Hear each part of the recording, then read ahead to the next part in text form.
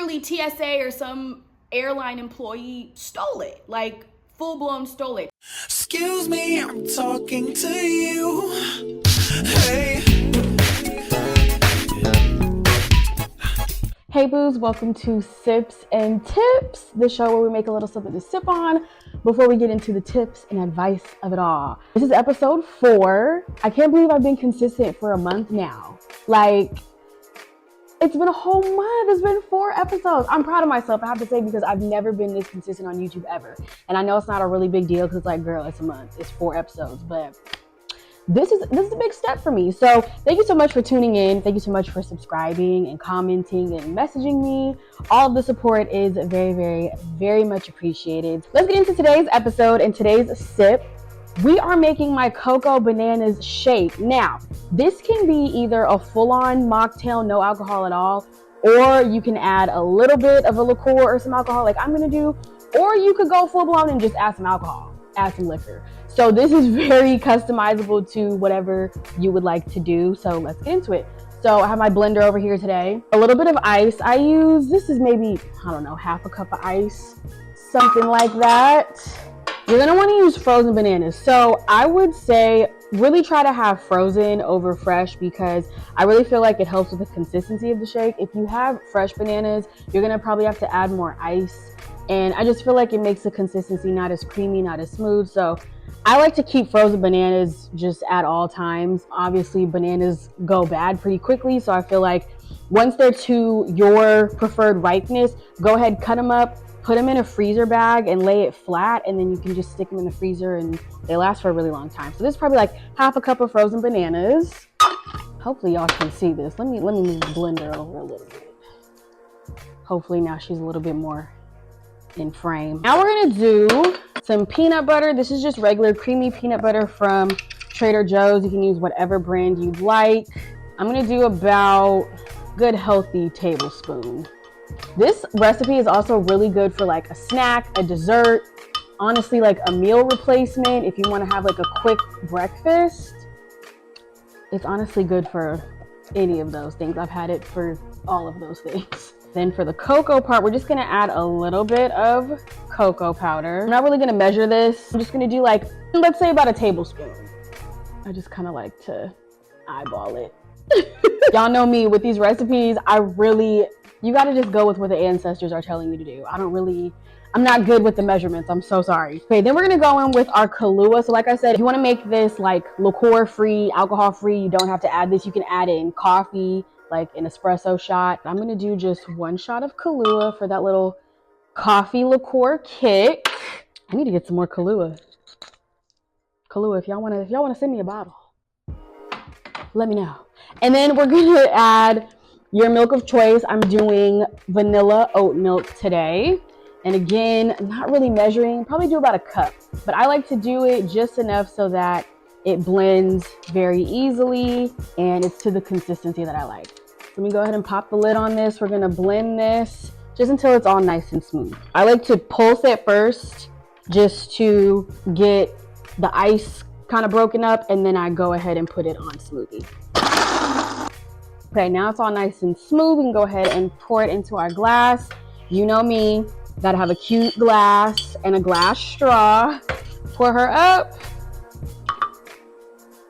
And that's it. Super easy and simple, not a lot of ingredients. If you wanted to, you could definitely add like some whipped cream. You could garnish the rim, whatever you want to do.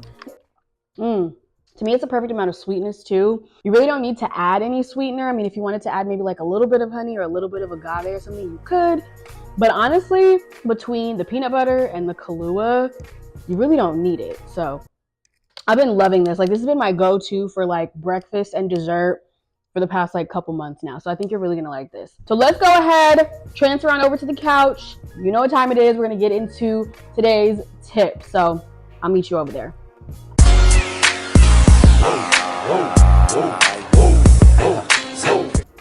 Y'all, I literally just filmed the whole video. Luckily, these tip segments are like 15 to 20 minutes of me filming.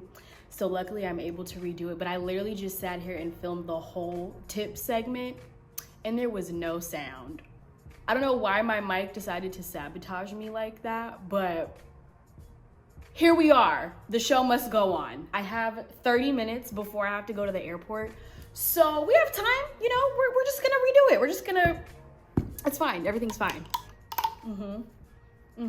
Anyway, okay, let's get into the tip segment. Shout out to my mom. She's the one who suggested this topic. At this point, Mom, like, you should just be executive producer, because I mean, she's giving me decor suggestions, background suggestions, topics. Like, Mom, at this point, you should just be EP. Like, today we are getting into packing 101. I'm gonna give you some tips on how to avoid overpacking and how to just simplify your packing process and make it easier to bring a carry-on bag versus a check bag. So let's get into carry-ons versus check. Now, for one, I don't care what anybody says about Southwest. I'm a Southwest girl because they let you check 2 bags for free. Most of these airlines aren't doing that. When I fly another airline, I usually just try to do a carry-on because they charge so much for you to check a bag. I don't like it. So I try to avoid that if I can by just bringing a carry-on. But even like this flight I'm taking, they don't allow you to do that. You can't bring a carry-on. Whatever. In cases like that, I try to just bring a carry-on and avoid checking a bag. Now, sometimes, you know, obviously you have to check luggage if you just have way too much stuff or you're going on a longer trip. But if you're going on a quick little weekend trip, to me, there's no reason why you shouldn't be able to just bring a carry-on. So the carry-on suitcase that I use is from Amazon Basics. I will link it in my storefront. I've had it for, I think, like 2 or 3 years now. Very durable, very reliable. It's just a simple black small carry-on suitcase. It rolls. Easy peasy, no complaints about it. I'm gonna have that literally till the wheels fall off, probably. To me, when I'm looking for a good carry-on luggage, I'm just looking for something that's durable but still lightweight, because I'm short, so trying to put a suitcase up in those overhead bins, like, I need it to be easy to lift. So this one from Amazon is really good. I would highly recommend. I would also recommend checking out TJ Maxx, Marshalls, Ross. They tend to have really good deals on suitcases, both carry-ons and larger ones. Okay, let's talk about shoes, jackets, heavy items, things like that. I'm actually going to Seattle, so it's kind of cold, kind of rainy. So I'm gonna need to bring, you know, like tennis shoes, coats, stuff like that. So what I like to do is I like to wear or bring my heaviest items on the plane with me. So if you're going to, you know, the snow or a colder climate or something like that, where you know you're gonna have to wear a coat or have heavy boots or something like that, try to wear them or bring them on the flight with you so that you don't have to worry about packing them. It just makes the packing process way easier, and then you don't have to worry about your bag being overweight or it taking up, these items taking up, you know, a bunch of real estate in your suitcase. So try to bring them on the flight with you if you can. Also, when you pack your shoes, I feel like this is pretty self-explanatory, but pack them on the bottom. I've seen some people put their shoes like on top of their clothes. That's not sanitary, so pack them on the bottom. I just thought I'd throw that out there. Okay, this one is major. Mom, pay attention to this one. We've talked about this one before.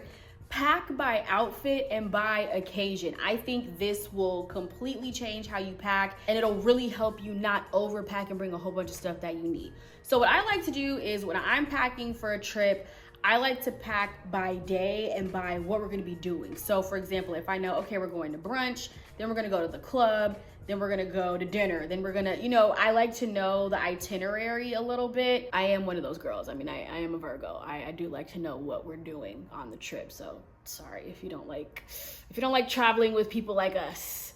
I am an itinerary girl, I have to say. But it does help because it's like, what are we doing? Like, I need to know what I'm packing for and what type of outfits to bring. So having an itinerary does help, but I like to pack exact outfits. So for example, if I know, okay, I'm going to Vegas, we're going to a pool party, I have my bikini and my outfit for that. Okay, we're going to dinner, I have an outfit for that. We're going to the club, I have an outfit for that, and so on and so forth. Pack specific outfits. Don't just pack a whole bunch of random articles of clothing that you don't know what you're gonna wear with it, you don't know what shoes you're gonna wear with it, you don't know what accessories. Make sure that you are packing specific outfits. I like to literally lay all of my outfits, the top, the bottom, the shoe, the accessories, all on my bed, so I can visually see what I'm wearing, I can visually see what I need, I can also see what undergarments I'm gonna need to bring, all of that. It just keeps everything very concise and organized. So lay everything out first, and then you can go ahead and pack all of the outfits into the suitcase. So that is a big tip. Pack by outfit and by occasion. And then of course you wanna pack your essentials. Of course you're gonna need underwear, socks, pajamas, things like that. When it comes to like underwear and stuff, I always just bring extra. I don't know does anybody else do that? I don't know that's just how my parents taught me how to pack. Like, just always have extra underwear. I don't know. Like, in case of emergencies, I don't know. Just bring extra underwear. Just because. Okay, so getting into toiletries really quick. I actually made a full-on what's in my bag toiletries and travel edition video a couple years ago, I think. So I'll link it. I'll put a card up, and then I'll also put it in my description so you can check that out. I go into full detail about all the toiletries I bring, and nothing's really changed. I still pack the same way. I still bring the same types of toiletries. So if you really want to know what's in my toiletry bag and how I pack my toiletries specifically, definitely check that video out. But for me, it's pretty simple. I try to just bring travel size and TSA approved sizes of items so that there's never any issues. I don't have to worry about them throwing my stuff away. I just make sure that all the items are small enough, that 3.4 ounce limit or lower, so that I don't even have to worry about it. Okay, jewelry. Jewelry, I'm pretty simple. I feel like I don't bring a ton of jewelry. I try to bring pieces that I can wear multiple times so that I'm not just packing a whole bunch of random jewelry. And again, this goes back to packing by outfit. So I like to lay out my accessories so I know, okay, with this outfit, I'm gonna wear these earrings, or I'm gonna wear this anklet or this necklace. So when you're packing by outfit, it really helps to put those accessories with it as well, so you know exactly what you're gonna be wearing. But for me, I usually bring few pairs of earrings, maybe a couple necklaces. If it's summertime and I know I'm gonna be wearing sandals and stuff, I like to bring a couple anklets. If I'm going to the pool, I might bring like a little belly chain or something like that. But for the most part, it's pretty simple, just like some earrings, maybe a few rings, and then a couple of other extra pieces that I might want to wear with a specific outfit. I don't really have anything fancy that I pack my jewelry in. I know I've seen a lot of people buy like boxes and jewelry cases where you can hang like necklaces and put rings and things like that. I actually need to invest in one of those. So if anybody has any suggestions, let me know, because I really need to invest in one. But for now, I kind of just throw it in like a little cute sheer bag and throw it in my toiletries bag or on top of my suitcase. Last pro tip is regarding your valuables. Never, ever, never, ever, never, and I mean ever, pack your valuables in a checked bag. Your valuables, any designer items, I'm talking sunglasses, designer bags, designer clothing, designer shoes, any of that. If I'm bringing a Telfar, if I'm bringing a designer bag, if I'm bringing my Louboutins, if I'm bringing anything like that, it's going on the plane with me. I'm holding onto it in my purse, or I'm putting it in my carry-on, because this has happened actually to my mom and to some other friends that I know, where they checked, valuables and designer items in their checked luggage, and it was stolen. Like, clearly TSA or some airline employee stole it, like full-blown stole it.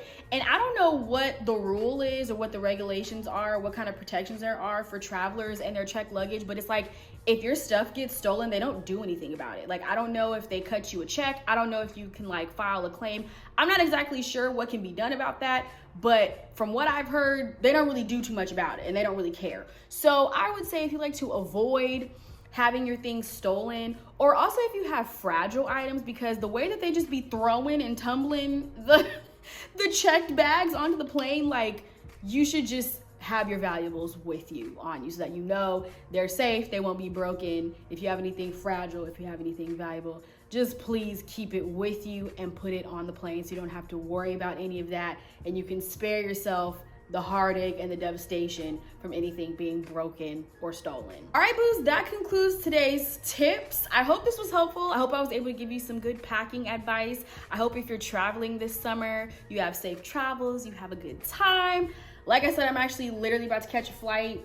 Like, soon I gotta leave for the airport in like 15-20 minutes, so definitely gotta wrap this up. But thank you so much for tuning in. I hope to see you in the next episode. Be sure to like this video if you like this video, and subscribe. I really appreciate it. We're almost to 300. We're almost to 300. Like, that's doing something. That's doing something to me. I definitely want to get to 1,000. I'm hoping we can get to 1,000 by my birthday. My birthday's August 31st, so let's see if we can get to 1,000. Let's try. Please be sure to subscribe, and I will see you next Sunday. Cheers.